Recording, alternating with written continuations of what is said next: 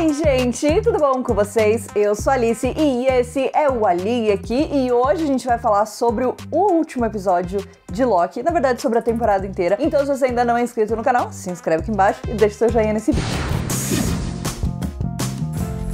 A gente teve o nosso vídeo de primeiras impressões de Loki, mas depois do segundo episódio eu pensei melhor e eu achei que seria mais fácil a gente falar de tudo no final da temporada, porque afinal eu senti que os episódios da série, eles eram muito mais lentos, construindo as coisas muito aos poucos, então eu não sentia que tinha tanta coisa pra falar de cada episódio individual. Por isso eu acabei decidindo fazer esse vídeo só no final da temporada, mas hoje a gente tem muita coisa pra falar, então se preparem. E claro, esse vídeo vai ter spoilers, então se você ainda não terminou de assistir a série, pausa o vídeo, vai assistir o último episódio e volta pra gente poder conversar. E antes da gente entrar nos assuntos, eu queria fazer uma correção no meu vídeo de primeiras impressões. Eu falei que o Loki era gênero fluido, e isso ele é de fato. Expliquei errado o que era e vocês foram bondosos o suficiente de me corrigir nos comentários. Então, na verdade, o gênero fluido é uma pessoa que vai realmente passando por vários gêneros, né? Em cada momento ela pode se identificar com um gênero diferente, né? Não existe uma caixinha de fato. E quando eu falei, na verdade, eu disse que era a pessoa que se identificava como os dois. É, na verdade, uma outra coisa. Vocês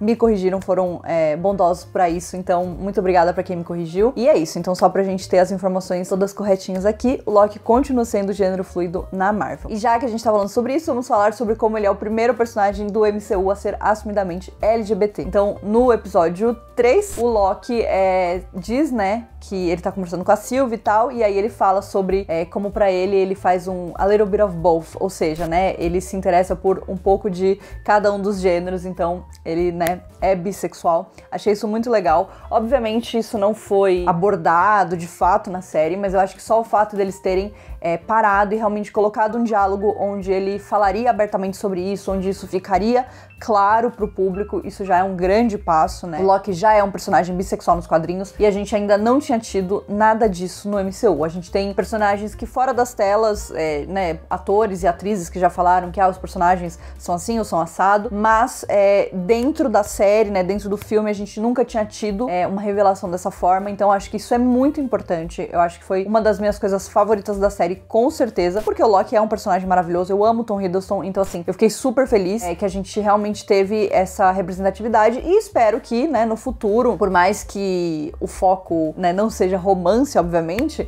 espero que no futuro isso volte à tona, né, isso seja debatido de novo, isso entre em pauta de novo. Então eu tô bastante animada em relação a isso, gostei muito de tudo isso que aconteceu nesse episódio 3. Bom, vamos falar sobre a série como um todo pra começar. Eu vou falar pra vocês que não é a minha série favorita, eu acho que das 3 que a gente tem, né, até agora, então WandaVision, Falcão Soldado Invernal e Loki, eu acho que Loki talvez seja a minha menos favorita, porque eu acho que de todas elas, ela é a que menos trouxe uma história de fato. Não que isso signifique que a temporada tenha sido ruim nem nada, eu acho que não, tá longe disso. Acho que tem muitas coisas que me impressionam, acho que tem muitos episódios, muitas cenas que me impressionaram muito. Desde a qualidade, né, até a fotografia, até cenas de ação super, né, bem feitas e bem construídas. Eu acho que aqui, o episódio 3, sei que tem muita gente que odeia esse episódio, mas o episódio 3 é um dos meus episódios favoritos. Eu gosto muito das estéticas desse episódio, gosto dos diálogos, eu gosto do aprofundamento no personagem. Diferente das outras duas séries, assim, ela tinha, né, o fato da TVA, né, ser essa coisa que a gente tá tentando entender e investigar e tudo mais, mas eu sinto que muitas vezes isso não ficou tão claro na linha temporal da série, o que é muito irônico, porque a gente tá falando de uma série que fala sobre linhas temporais. Enfim, tudo poderia ter sido melhor amarrado pra gente ter uma coisa mais interessante, né, digamos assim. Então, assim, eu gosto bastante do segundo episódio, acho que o segundo episódio era ação, e a gente descobrindo, e a gente investigando e tal, e depois disso eu sinto que a série começou a ir pra muitos caminhos diferentes. Ela virou uma série bastante expositiva, no sentido de ter muitos episódios com diálogos longos, explicando conceitos e tudo mais, e eu gosto disso, mas eu acho que não necessariamente foi a coisa que mais me agradou na série. O episódio 5 foi um episódio maravilhoso, gostei bastante dele, que foi o episódio passado, né, então a gente teve toda a revelação no 4, na verdade, de que os Timekeepers, eles não eram, né, eles eram apenas fantoches, então rolou uma coisa meio mágico-diosa ali e tal, né, então curti, achei legal essa revelação. Gostei também do 5º episódio, mas é sempre assim, eu sinto que o ritmo, ele não tava lá, entendeu? Ele era muito quebrado, então tinham muitas coisas que a gente sabia dos trailers, óbvio, o trailer engana, ok, eu sei disso, mas eu acho que também a gente tinha muitos personagens que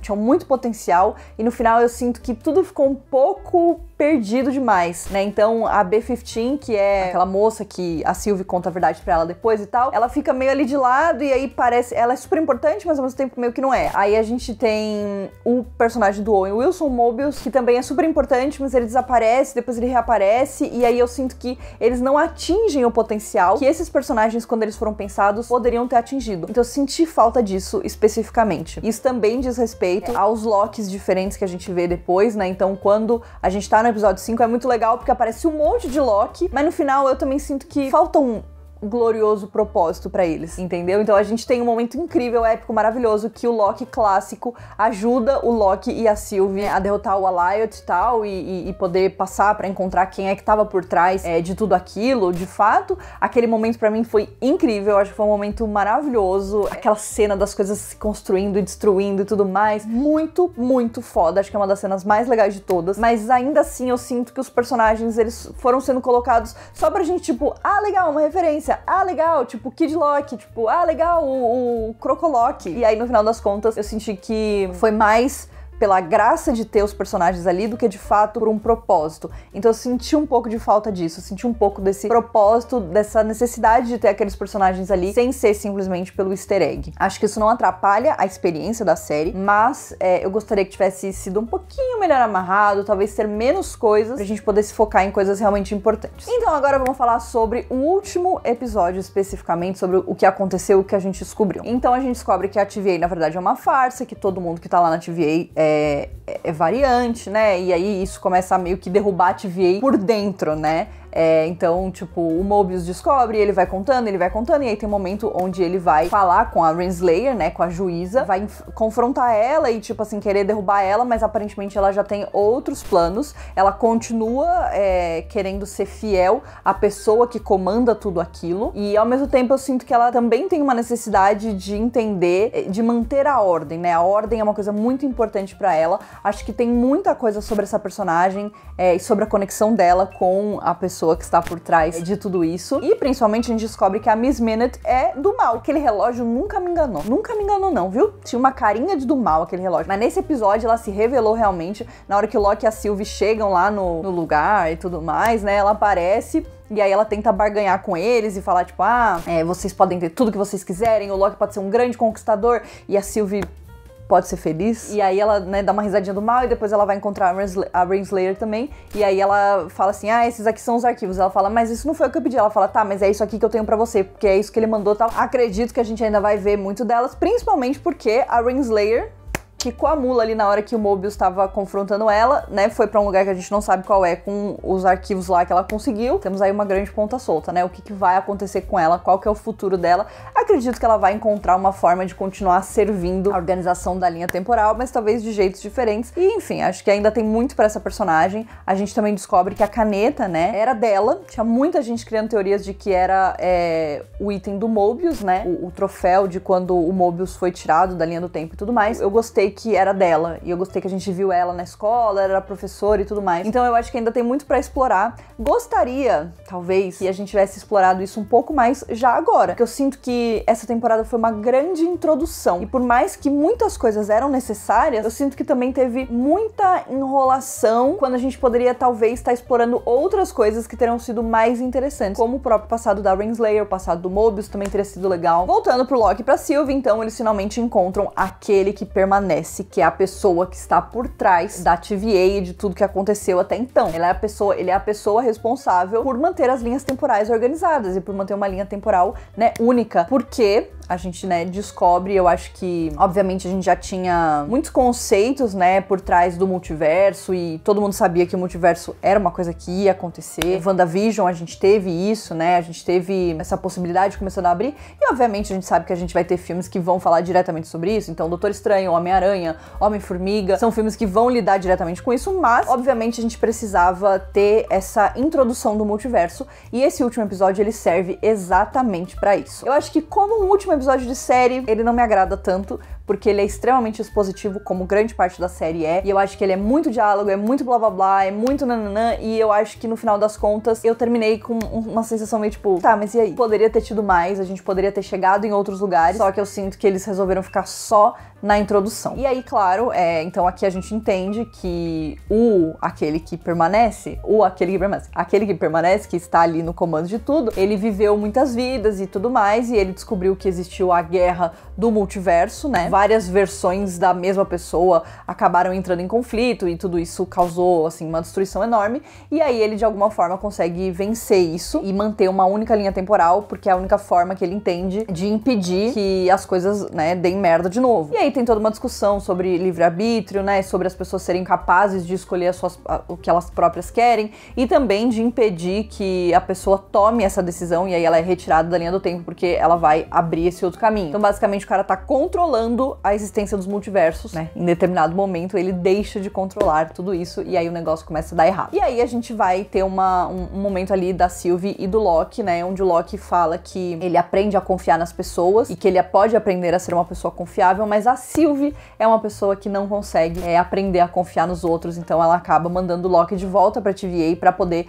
matar aquele que permanece, porque ela precisa dessa vingança, né? Essa vingança é maior do que tudo, ela não consegue enxergar a verdade, ela não consegue confiar que ele esteja falando a verdade, então ela mata ele, e aí, fazendo isso, ela liberta o multiverso. Basicamente é isso que acontece nesse episódio, mas é um lenga-lenga pra gente chegar lá, entendeu? E aí eu acho que tem alguns momentos legais, então tem o beijo da Sylvie e do Loki, que era uma coisa que a gente já imaginava que ia acontecer, e acho que isso é muito interessante porque traz um questionamento muito grande sobre o Loki em si e sobre ele, né, ser tão egocêntrico que ele vai se apaixonar por uma versão dele mesmo.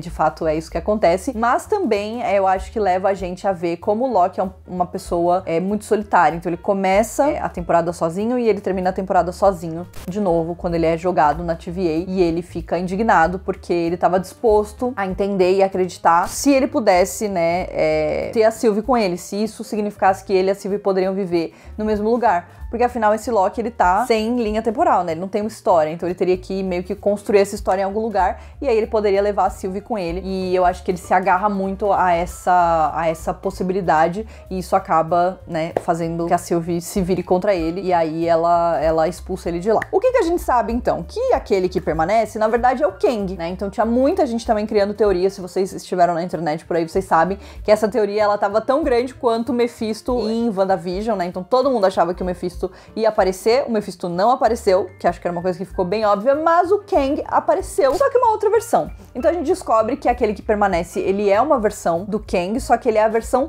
menos pior, né? Então isso é uma característica do personagem nos quadrinhos. O Kang, ele pode ser morto várias e várias vezes e a gente sempre vai ter uma outra versão pra fazer alguma coisa. Ele é um cara que mexe com o tempo, então ele não tem poderes, super força, nem nada do tipo, mas ele acaba se protegendo porque ele consegue manipular o tempo, e é assim que ele vai sobrevivendo, e aí é assim que a gente vai tendo várias versões do mesmo personagem, e é uma pior do que a outra, e eu acho que nisso, de fato, ele não estava mentindo. Então a Sylvie mata aquele que permanece, ao meu ver, né, permitiu que ela fizesse isso, porque ele, como ele próprio fala, né, ele já estava cansado, então ele não queria mais aquela vida, e ele passou anos e anos ali, isolado, sozinho, tentando manter a ordem das coisas, né, e sendo um ditador sim, mas um ditador solitário, né, isolado. Então eu acho que a ideia dele realmente era não ter que fazer mais isso, e se isso significasse que os outros Kangs chegariam e fariam coisas muito ruins, pra ele tudo bem, né? Então por isso que ele acabou deixando o Tempad ali tão fácil pra Sylvie pegar e ela poder mandar o Loki pra longe. E aí a gente tem realmente o que chega no final. Então o Loki volta pra TVA, a gente vê o Mobius e a B-15 conversando e tudo mais, e eles falam, bom, agora não tem mais volta, é isso aí, vamos aí, né?